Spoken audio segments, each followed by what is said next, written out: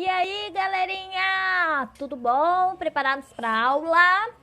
Hoje nós temos aula de ciências. Preparados para investigar sobre as ciências da natureza, sobre o mundo e sobre o nosso planeta? Então, peguem aí o livrinho de ciências que a Pro vai explicar as atividades, tá bom? Beijo grande da Pro! Então, pessoal, nós já estamos na lição 26, tá? Continuando no estudo da crosta terrestre, hoje nós vamos estudar sobre as rochas, certo? Bom, vamos ver então. As rochas e as pedras, elas não são exatamente iguais, ok? A pedra, ela é um pedaço, ela é uma parte da rocha. E a rocha? O que é a rocha? Então, as rochas são seres não vivos que formam a crosta terrestre e que se formaram geralmente há muito tempo atrás, ok?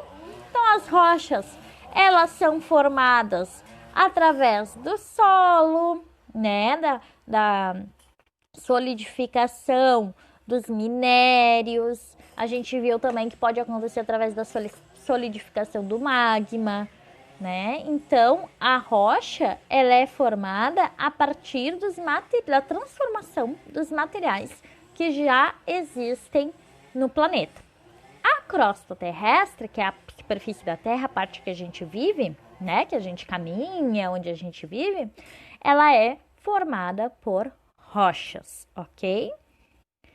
Vamos para os exercícios? Então, pessoal, na página 113 do livro de vocês, tá? Nós vamos fazer os exercícios A, B e C, ok? Depois nós temos o projeto.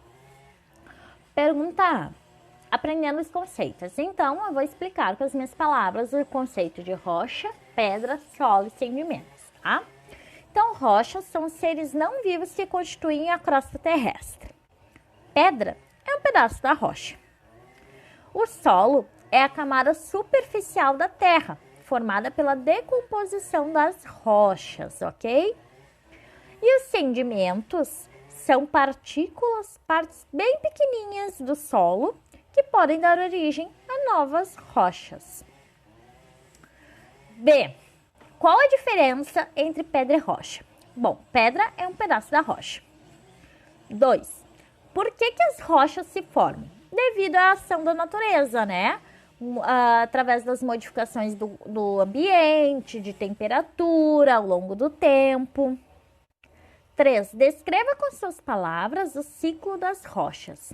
As rochas que ficam expostas ao vento da terra, na superfície da Terra, elas vão se esfarelando por causa da ação do vento e da água, formando os solos. Partes bem pequenas do solo são levadas pela chuva, que é o processo de desgaste, de erosão que a gente viu na semana anterior, chegando até os rios e finalmente aos oceanos, porque os rios desembocam nos oceanos. Lá, essas partículas são chamadas de sedimento e vão ficando embaixo de novos sedimentos que chegam, vai criando um acúmulo. Com o tempo, elas são comprimidas, né? Elas se juntam e formam um novo tipo de rocha. Então, as rochas sedimentares têm esse nome porque são formadas de sedimentos e podem acabar virando montanhas modificando a paisagem da crosta terrestre.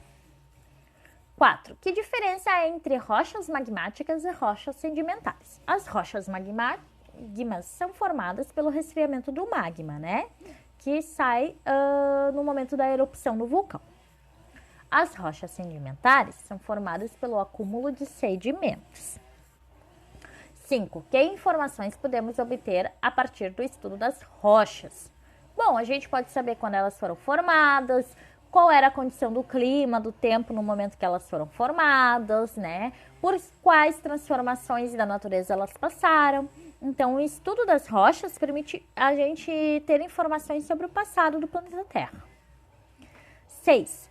Por que dizemos que as rochas são contadoras de história? Use o conceito de ciclo de transformação para responder. Bom, se as rochas passaram por transformações e através do estudo delas a gente consegue identificar que transformações aconteceram no planeta, então por isso que elas são contadoras de história, né? Elas guardam informações ali sobre a história do planeta Terra, sobre as mudanças físicas que o planeta Terra passou. C. Juntando ideias. O que as rochas têm a ver com montanhas? Bom, as rochas podem se erguer pela força da Terra, através do movimento das placas tectônicas, tá? Ih, apagou. Tá. Então, por isso que elas têm tudo a ver com as montanhas, porque elas podem fazer surgir novas montanhas. 2. Como o ser humano utiliza as rochas? Bom, só vocês darem uma olhadinha aí em volta de vocês, né? Tem até a dica ali. Elas são utilizadas na construção de casas, no calçamento de ruas. Elas são utilizadas como pedras preciosas, né? Dependendo do mineral, do sedimento que formou ela pode ser usada economicamente, né?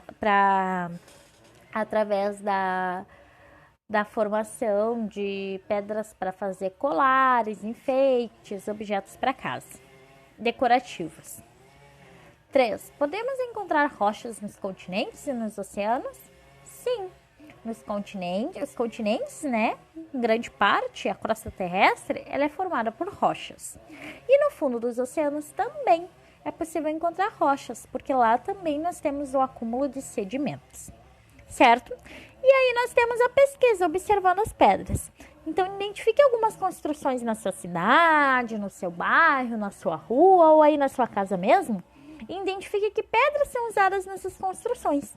Procure saber de onde vêm essas pedras. Sabe aquela pedra que a gente bota, aquela bem pequenininha que a gente bota no chão para pisar, que a gente conhece como brita? Então, é um tipo de pedra, né? Ou aquela que a gente usa para construir a casa, para pôr embaixo da casa, assim, para pôr embaixo da parede, é pedra de alicerce. Então, procurem saber, pesquisar, podem perguntar para os pais, geralmente eles têm conhecimento de que tipo de pedra, pelo menos o nome da pedra, e aí vocês podem pesquisar de onde ela veio, certo? Boa aula para vocês, beijo grande!